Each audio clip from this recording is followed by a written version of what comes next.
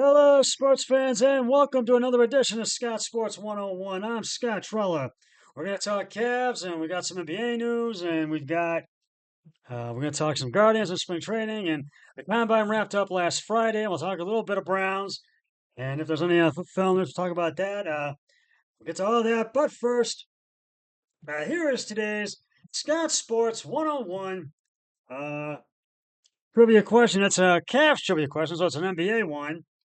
And here it is. Who was the first Cavalier with 300 offensive rebounds in a season? I will have the answer later on the podcast. Well, the Cleveland Cavaliers appear to be in the midst of their most memorable regular season to date. They have the best record in the entire NBA at 40, actually now at 52-10, because they got the one over the Miami Heat tonight. The Cavs are on an eight-game, well, they were on an eight-game win streak, and they extended it with two more, so it's a 10-game win streak, only rivaled by their previous win streaks of 12 and 15 games, respectively. They have straight up kicked the uh, the crap. I don't know the crap out of two of their biggest playoff foes in recent years, which was last Friday. The Cavs put 22-23 in the mirror by curb stomping the New York Knicks 142 to 145. And then on Tuesday, they took last season's opening round opponent, the Orlando Magic, and introduced them to how the Cavalanches feel firsthand with another uh, de- decrimination to the tune of 122 to 82. And tonight, I will tell you, uh, and tonight I'm going to tell you right now that they did get the win over the Miami Heat tonight, 112-107, won by 15 tonight. More on that in a little bit, in a little while. The Cavaliers appear to be checking all the ghosts of their recent past, despite the Cavaliers appearing to uh, vanquish their pre-existing doubts. They still are not considered the favorite to win it all.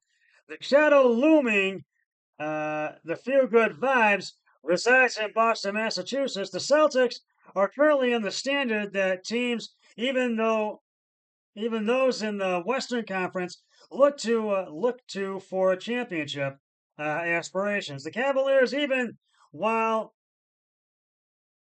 uh, even while thriving, have not shifted their attention from the reigning NBA champs. While it's true that the title defender has not made it out of the second since 2019, the Celtics roster uh, composition obviously is in the back of Kobe Altman's mind. That was most evident in the acquisition of DeAndre Harper. Harper provides someone at uh, 6 foot, 6 feet 8 foot, 6 feet eight tall that the Cavaliers can finally throw at the bigger bodies of the Celtics. The Cavaliers and the Celtics have squared off three times this season. The Celtics currently hold the season series at 2-1. The winner of each game can be attributed to strong first halves in three games. The Celtics, when they won, had the Cavaliers reeling early off the tip part of this is because the Cavaliers had to try a different lineup uh, lineup uh, uh, symmetry to match up with the Celtics. Their answer was never perfect, though with their roster construction at the time, looks could vary from Jared Allen not being able to be on the floor to close games and George Nang, who is now with the Hawks, having to play the floor for long stretches.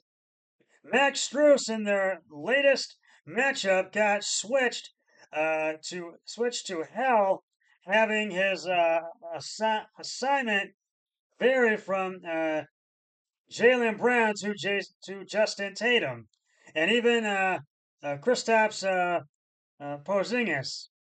So, but even though they have clinched a playoff spot tonight with this win over the Miami Heat tonight, I found out from a colleague of mine down in Magnolia, sports colleague of mine, Mohammed Rashid, the Cavs have clinched the playoff spot. They have a 12-game win streak with 20 games left in the regular season, 52-10 record. Uh, the win streak for the Cavs continues. So we have clinched the playoff spot already. So that is a plus right there, a big plus. So uh, and we'll get to the and uh, and the Cavs just really are just on a roll right now. And yes, they beat the Miami Heat tonight, as I said, 117 to 112. And six Cavs figures and the Cavs players in double figures tonight. Uh, oopsie. Uh,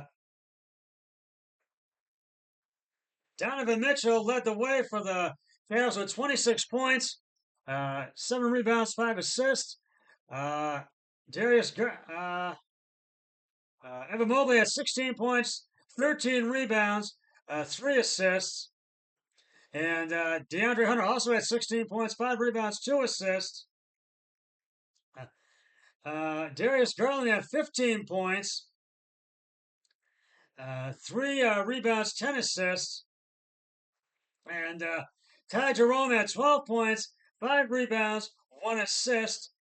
And so those are the six Cavs figures and six Cavs players in double figures. And so I just wanted to let you know, and we'll just give you a little rundown of the game. And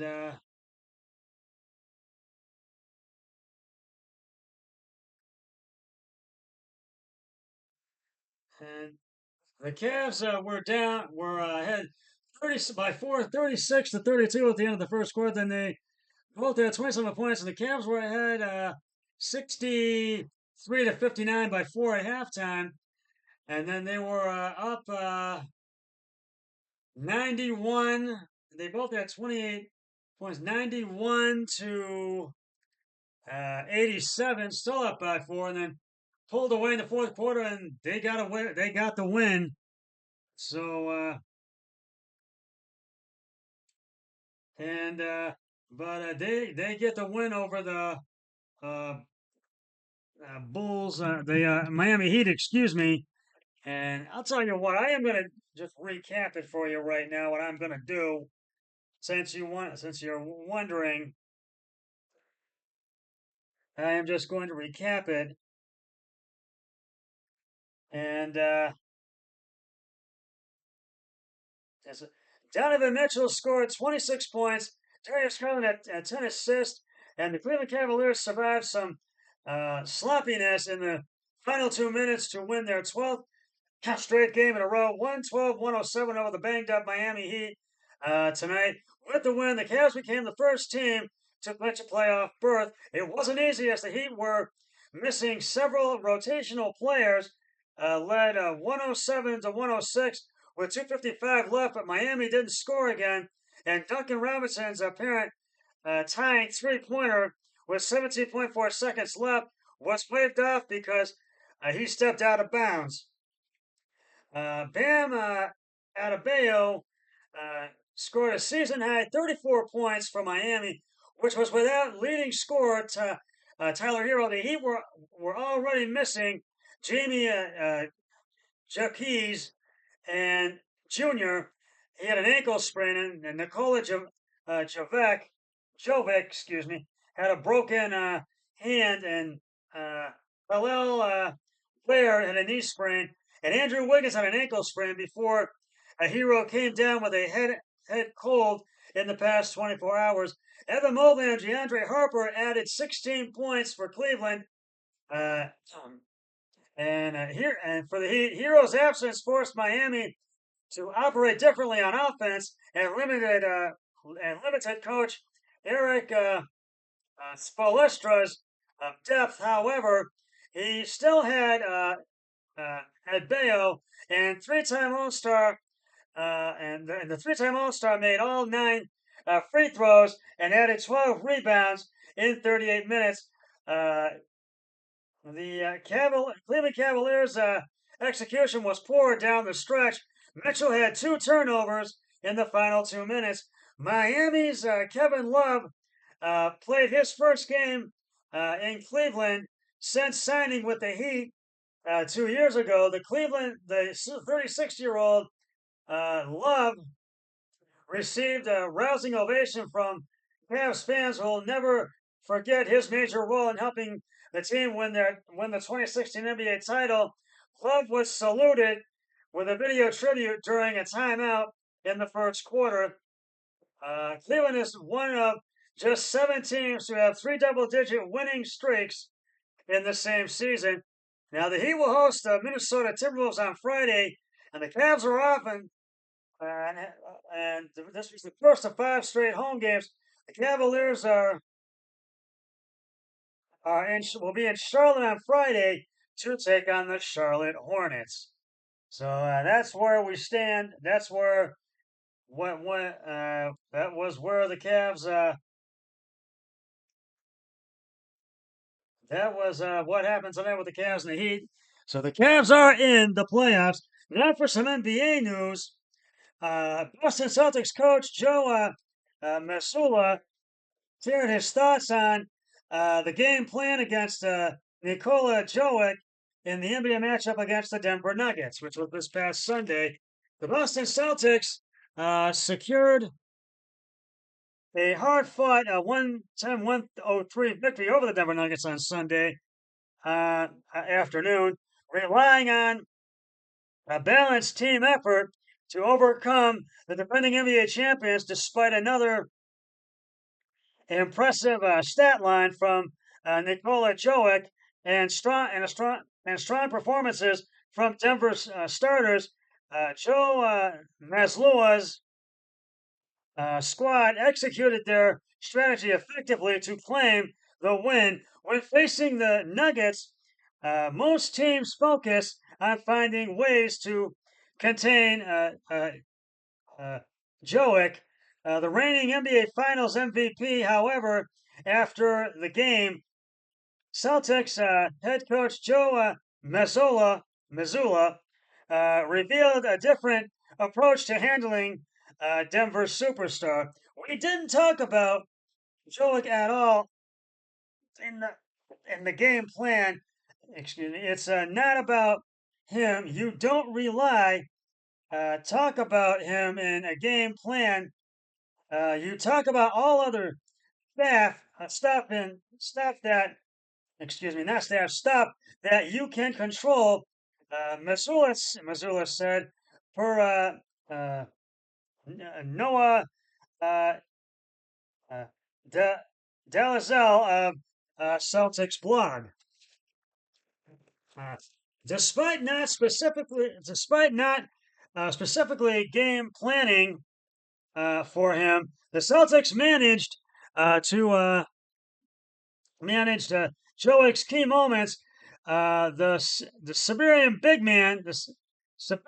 man still put up strong numbers, 20 points, 14 rebounds, and 9 assists on Sunday afternoon, but lacked significant contributions from his supporting cast outside of Jamal Murray and Christian Braun.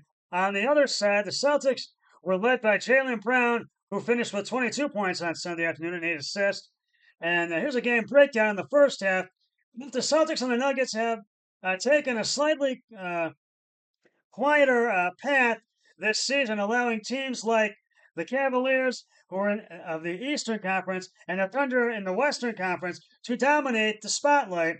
However, with the NBA playoffs looming, both squads know the real battle begins in April. Boston took control early, building a commanding lead before halftime, with just over minutes left in the second quarter, and uh, Justin Tatum's three-pointer pushed the Celtics advantage, and it was 59-39 at halftime on Sunday afternoon. This past Sunday, in the second half, and Nuggets resurgence. Denver, however, responded after the break. The Nuggets found their rhythm behind a resurgent Murray, who had struggled in the first half with just 4 points, and his second half explosion, scoring 22 points of his 22 points of his 26 points, excuse me, after intermission, nearly brought Denver back. A clutch bucket from Murray with a minute 15 left in the game cut the Celtics lead to just 3 at 102-109. That was on Sunday afternoon. But Boston proved too deep and too disciplined down the stretch. Veteran big man Al Horford delivered a crucial performance, finishing with 19 points, 8 rebounds, and 7 of 12 shooting night in 35 minutes. Derek White also stepped up in the clutch, knocking down key three-pointers and coming up with a crucial steal to cap off a 17-point night. Tatum, despite struggling from beyond the arc, 1 of 7 from three-point range, came loose in a triple-double, posting 16 points, 11 rebounds, and 7 assists on Sunday afternoon. For Denver, Murray's 26-point effort and Braun's surprising 24-point outing were not enough to overcome the Celtics' depth. Jowick, while effective, was well defended at times, finishing 1 assist shy of another triple-double, with Boston continues to solidify its position as one of the top contenders in the East, while Denver will look to make adjustments as they gear up for another deep NBA postseason run. And we will. I'm going to get to the. I'm going to reveal the answer to today's Scott Sports 101 trivia question before we get to the NBA scoreboard. But before I do that, because tonight Boston has got another win. They got a 10-point win over the Portland Trailblazers, 128-118 at TD Garden in Boston. And now we're going to reveal the answer to today's Scott Sports 101 NBA trivia question, which is a Cavs one. Who was the first Cavalier with 300 offensive rebounds in a single season? If you said Tristan Thompson, you are correct.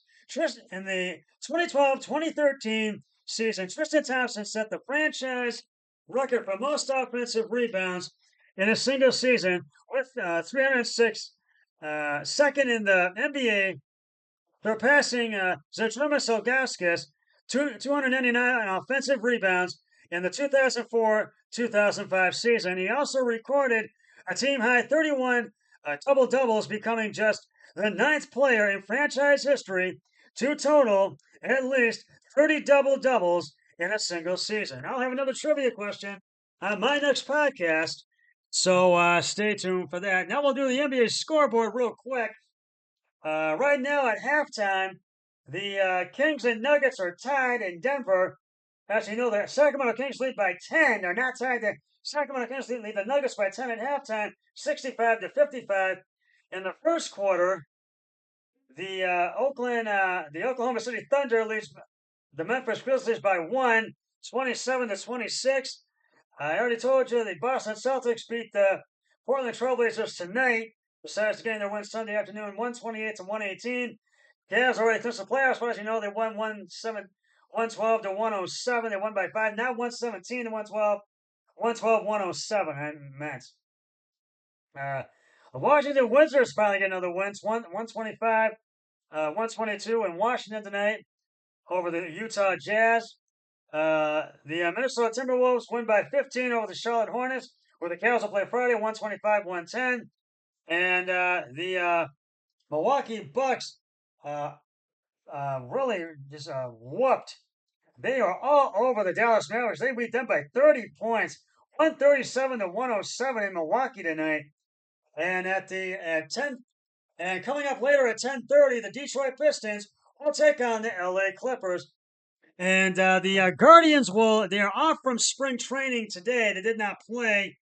And they will have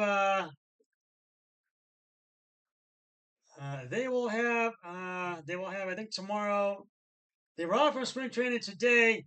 They will have the Arizona Diamondbacks at Goodyear, in Goodyear, Arizona tomorrow at Goodyear Stadium there. And one of the guys outfielder, Chase DeLarder, will undergo hernia surgery. Hopefully, we get it back in time for the regular season. We might not. We'll have to wait and see. So I just wanted to let you know that. And and the NFL Combine wrapped up last Friday, and uh, we'll talk about more Browns news next time. We're out of time for tonight. I'm out of time. And that's just about going to wrap it up for this edition of Scott Sports 101. I'll be back later on this week or this weekend with another podcast, one of my podcasts.